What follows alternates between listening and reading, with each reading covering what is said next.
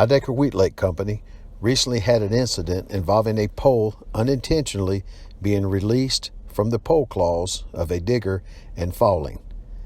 As the pole was being raised by the digger truck, the pole claw lever was unintentionally moved, opening the pole claws, releasing the pole.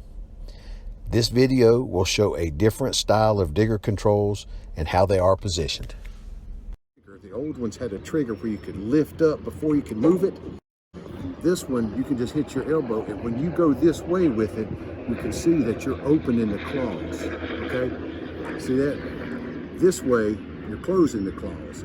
But we said if this were inverted, it could be better. That way, if you push it accidentally, you're nothing but closing the claws. I've got my forearm rested right up against the pole guide lever.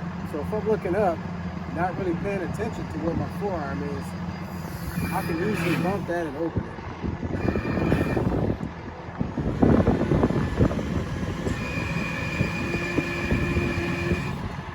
One of these controls here, if I'm not careful, I can open it right up. Now, if open and close were reversed, it would be different, but, and also to run my auger lever, I've got to put my hand a little further over, so I'm encroaching a little bit more on my pole guide lever. And if my hand is here on the auger lever, I've got to put my forearm right up against the pole guide lever. This control design has been communicated with the Heidecker Fleet Group.